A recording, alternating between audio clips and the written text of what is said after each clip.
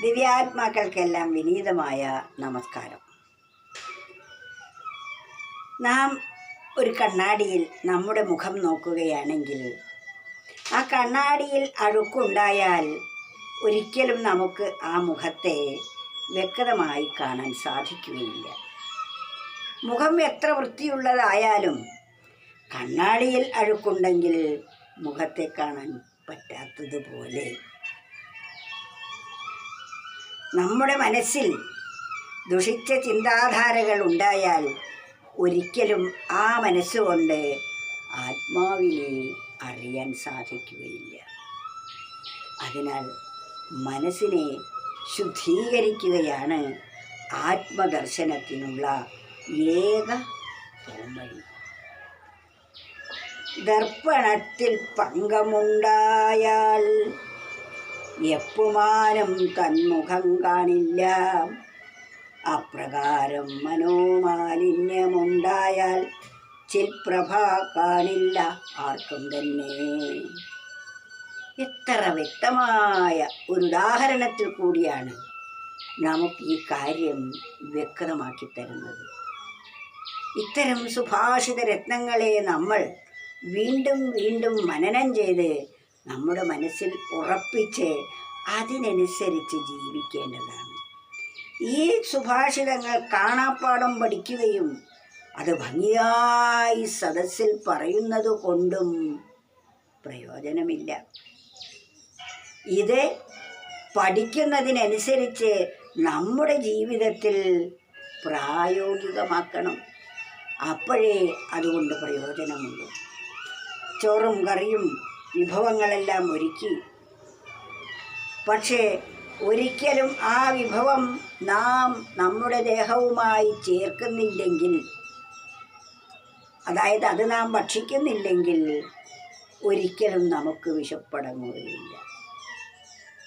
ആഹാരം പുറത്തിരുന്നത് കൊണ്ട് കാര്യമായില്ല. ആഹാരവും നമ്മളും ഒന്നായിത്തീരണം. അപ്പോൾ മാത്രമേ ആഹാരം കൊണ്ടുള്ള പ്രയോജനമുള്ളൂ. ഭക്ഷിക്കലാണ് പ്രധാനം. പക്ഷേ ഭക്ഷിക്കണമെങ്കിൽ ഉണ്ടാക്കേണ്ടേ? അതുകൊണ്ട് ഉണ്ടാക്കുന്നതും പ്രയോജനമാണ്, ഉണ്ടാക്കുന്നതും പ്രാധാന്യമേറിയതാണ്. അതിലേറെ പ്രാധാന്യമാണ് അത് ഉണ്ണുന്നത്.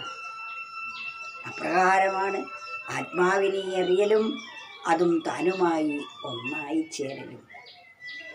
ദർപ്പണത്തിൽ പങ്കം ഉണ്ടായാൽ, കണ്ണാടിയിൽ അഴുക്കുണ്ടായാൽ, ദർപ്പണം എന്നാൽ കണ്ണാടി, കണ്ണാടിയിൽ അഴുക്കുണ്ടായാൽ, ദർപ്പണത്തിൽ പങ്കം ഉണ്ടായാൽ എപ്പുമാനും തൻ മുഖം കാണില്ല. കണ്ണാടിയിൽ അഴുക്കുണ്ടായാൽ ഏത് കേമനായ മനുഷ്യനായാലും ഏത് മഹാനായ മനുഷ്യനായാലും തൻ്റെ മുഖം ഒട്ടും ആ കണ്ണാടിയിൽ കാണുകയില്ല. ദർപ്പണത്തിൽ അഴുക്കുണ്ടായാൽ ഏത് മഹത്വമേറിയ വ്യക്തിയായാലും അതിൻ്റെ ഛായ കണ്ണാടിയിൽ പതിയുകയില്ല. അതാണ് ദർപ്പണത്തിൽ പങ്കം ഉണ്ടായാൽ എപ്പുമാനും തന്മുഖം കാണില്ല. ഏതൊരു ആളായാലും തൻ്റെ മുഖം കാണാൻ കഴിയില്ല. അപ്രകാരം മനോമാലിന്യമുണ്ടായാൽ, കണ്ണാടിയിൽ അഴുക്കുണ്ടായാൽ നമ്മുടെ ഛായ കാണാൻ കഴിയാത്തതുപോലെ നമ്മുടെ മനസ്സിൽ അഴുക്കുണ്ടായാൽ ചിൽപ്രഭ കാണില്ല ആർക്കും തന്നെ. ആ ചിൽപ്രഭയെ ആർക്കും തന്നെ കാണാൻ സാധിക്കുകയില്ല. നാം നോക്കുന്ന കണ്ണാടി പോലെയാണ് നമ്മുടെ മനസ്സ്. മനസ്സിനെ ഒരു കണ്ണാടിയാണ് ഇവിടെ ചിത്രീകരിച്ചിരിക്കുന്നത്. ആ കണ്ണാടിയുടെ പുറത്ത് ധാരാളം അഴുക്കുണ്ടെന്നിരിക്കട്ടെ, ആ അഴുക്കുണ്ടായാൽ ഏത് സുന്ദരനായ വ്യക്തിയായാലും ആ കണ്ണാടിയിൽ നോക്കിയാൽ തൻ്റെ ഛായ നന്നായി പ്രതിഫലിക്കില്ല, കാണാൻ സാധിക്കുകയില്ല. അതിനാൽ ആ കണ്ണാടി നന്നായി തുടച്ച് വൃത്തിയാക്കിയാൽ മാത്രമേ ആ കണ്ണാടിയിൽ എത്ര മഹാനായാലും അവരുടെ ഛായ വ്യക്തമാവുകയുള്ളൂ. അതിനാൽ നാം നമ്മുടെ കൈവശമിരിക്കുന്ന നമ്മുടെ മനസ്സിനെ തന്നെയാണ് നാം നേരെയാക്കേണ്ടത്. അതിലെ മാലിന്യങ്ങളെയാണ് കളയേണ്ടത്. മനസ്സിലെ മാലിന്യങ്ങൾ എന്താണ്? ദേഷ്യം, പക, അസൂയ, പ്രതികാരം, വെറുപ്പ് മുതലായ വികാരങ്ങളൊക്കെ നമ്മുടെ മനസ്സിലെ മാലിന്യങ്ങളാണ്. ആ മാലിന്യങ്ങളെയാണ് നാം നീക്കം ചെയ്യേണ്ടത്. കണ്ണാടിയിലെ അഴുക്ക് പോലെ ആ മാലിന്യമുള്ള കാലം വരെ ഛായ പതിയുകയില്ല. അഴുക്ക് തുടച്ചാൽ അത് ഛായ വ്യക്തമായി കാണും. പക്ഷേ ഛായ കണ്ണാടി ഒരിടത്തും ആ വസ്തു വേറെ ഒരിടത്തുമായാലും പ്രയോജനമില്ല. കണ്ണാടിയുടെ നേരെ വയ്ക്കണം നമ്മുടെ മുഖം. അപ്പോൾ മാത്രമേ കണ്ണാടിയിൽ നമ്മുടെ ഛായ പതിയുകയുള്ളൂ. അതുപോലെ ദർപ്പണത്തിൽ പങ്കമുണ്ടായാൽ എപ്പുമാനും തൻ മുഖം കാണില്ല. ദർപ്പണത്തിൽ അഴുക്കുണ്ടായ ഒരു മനുഷ്യനും തൻ്റെ മുഖം കാണാൻ സാധിക്കുകയില്ല.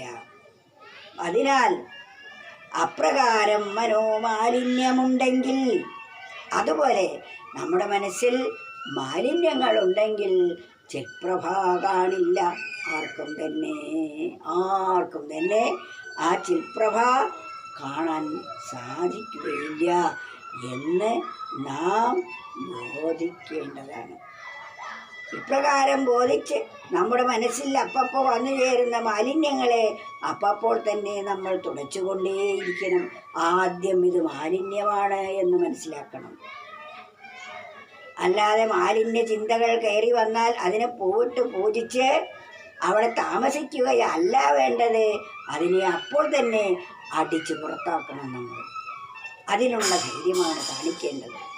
കാമം, ക്രോധം, മതം, മത്സര്യം, അഹങ്കാരം, ദമ്പ്, അസൂയ, പക മുതലായ അനേക തരത്തിൽ മാലിന്യങ്ങൾ നമ്മുടെ മനസ്സിൽ അടിഞ്ഞുകൂടുന്നുണ്ട്. ഇതെല്ലാം അഴുക്കാണെന്ന് ബോധിച്ച് അതിനെ അപ്പോൾ തന്നെ നമ്മൾ അടിച്ചു മാറ്റണം, വൃത്തിയാക്കണം. മുറ്റത്ത് വൃക്ഷമുള്ള ഒരു വീട്ടിലെ മുറ്റത്തെപ്പോഴും ഇലകൾ വീണുകൊണ്ടിരിക്കും. ഇലകൾ വാടിക്കൊഴിഞ്ഞ് താഴെ വീഴും. അപ്പോൾ നമ്മൾ വീണ്ടും വീണ്ടും അടിച്ചു വൃത്തിയാക്കാറില്ലേ? ഇല വീണ് കഴിഞ്ഞാൽ ഒരു ദിവസം അടിച്ചു, ഇനി അടിക്കൊന്നും വേണ്ട എന്ന് കരുതും. വൈകുന്നേരം അടിച്ചാൽ പിറ്റേ ദിവസം വീണ്ടും ഇല വീണ് കിടക്കുന്നുണ്ടാവും. അപ്പോഴും അടിച്ചു വാരണം. അതേപോലെ നമ്മുടെ മനസ്സിൽ ഈ രോഗവ്യവഹാരങ്ങൾ ചെയ്തുകൊണ്ടിരിക്കുന്ന കാലം വരെ മനസ്സിൽ മാലിന്യ ചിന്തകൾ കയറിക്കൊണ്ടേയിരിക്കും. അതിനെ തിരിച്ചറിഞ്ഞ് അപ്പോൾ നമ്മൾ അതിനെ ഒഴിവാക്കാൻ പരിശ്രമിക്കുകയാണ് വേണ്ടത്. ഇതാണ് നിത്യസാധന എന്ന് പറയുന്നത്. എനിക്ക് മാലിന്യങ്ങളൊന്നുമില്ല, എൻ്റെ മനസ്സ് വളരെ ശുദ്ധമാണ് എന്നൊരാൾ പറയുന്നുവെങ്കിൽ അയാളുടെ മനസ്സിലെ മാലിന്യങ്ങൾ അയാൾ ഇന്നേ വരെ തിരിച്ചറിഞ്ഞിട്ടില്ല എന്നർത്ഥം. നമ്മുടെ തെറ്റുകളും കുറ്റങ്ങളും നമ്മൾ സ്വയം കണ്ടെത്തി അതിനെ തിരുത്താൻ ശ്രമിക്കണം. മറ്റൊരാളുടെ തെറ്റ് കാണുമ്പോൾ അതിൽ കുറ്റം ആരോപിക്കുന്നതിന് പകരം എന്നിലെ തെറ്റുകളെ കണ്ടെത്താനാണ് അന്യൻ്റെ തെറ്റുകളെ നമ്മൾ ഉപയോഗിക്കേണ്ടത്. മറ്റുള്ളവരുടെ തെറ്റ് കാണുമ്പോൾ അത്തരം തെറ്റുകൾ എന്നിലുണ്ടോ എന്ന് നോക്കി എന്നിലെ തെറ്റിനെ ഞാൻ തിരുത്താൻ പരിശ്രമിക്കണം. അതാണ് സാധന. അത് നിരന്തരം നമ്മൾ ചെയ്തുകൊണ്ടേയിരിക്കണം. അതുകൊണ്ടേ നമുക്ക് പ്രയോജനമുള്ളൂ. അല്ലാതെ ഇത് കാണാപ്പാഠം പഠിച്ച് വീണ്ടും വീണ്ടും സന്ധ്യയ്ക്കും രാവിലെയും ഇത് ചൊല്ലും, നിരന്തരം ഇത് ഉരുവിടും, ഇത് മന്ത്രിക്കും, അതുകൊണ്ടൊന്നും ഒരു പ്രയോജനമില്ല. ഇതിനനുസരിച്ച്, ഈ പറഞ്ഞതിനനുസരിച്ച് നമ്മൾ പ്രവർത്തിക്കണം. ദർപ്പണത്തിൽ പങ്കം ഉണ്ടായാൽ, ഇതിനൊരു ഉദാഹരണമാണ് കണ്ണാടിയിൽ അഴുക്കുണ്ടായാൽ മുഖം കാണില്ല. അതുപോലെ മനസ്സാകുന്ന കണ്ണാടിയിൽ അഴുക്കുണ്ടെങ്കിൽ നമുക്ക് നമ്മുടെ മുഖമാകുന്ന ആത്മാവിനെ അതിൽ പ്രതിഫലിപ്പിക്കാൻ സാധിക്കുകയില്ല. അതിനാൽ കണ്ണാടിയുടെ അഴുക്ക് വന്നു ചേരുമ്പോഴൊക്കെ നമ്മൾ തുടച്ചുകൊണ്ടേയിരിക്കണം. മനോമാലിന്യവും അപ്രകാരം തന്നെ വന്നാൽ തുടയ്ക്കാൻ നമ്മൾ ശ്രമിക്കണം. അതിന് നമ്മുടെ ബുദ്ധിയെ നമ്മൾ ഉപയോഗിക്കണം. എല്ലാ മനുഷ്യർക്കും ഈശ്വരൻ ബുദ്ധി തന്നിരിക്കുന്നു. മനസ്സിനടിമപ്പെട്ട ഒരാൾക്ക് ഈ മാലിന്യങ്ങളെ കണ്ടെത്താൻ സാധിക്കുകയില്ല. ആ മാലിന്യങ്ങളെ ശരിയായി അവർ വ്യാഖ്യാനിക്കുകയും ചെയ്യും. അതിനെ കളയാനല്ല ശ്രമിക്കുക, 4 മാലിന്യവും കൂടെ വിളിച്ചു കൊണ്ടുവരികയാണ് ചെയ്യുക. ദർപ്പണത്തിൽ പങ്കമുണ്ടായാൽ എപ്പുമാനും തന്മുഖം കാണില്ല. അപ്രകാരം മനോമാലിന്യമുണ്ടായാൽ ചിൽപ്രഭ കാണില്ല ആർക്കും തന്നെ.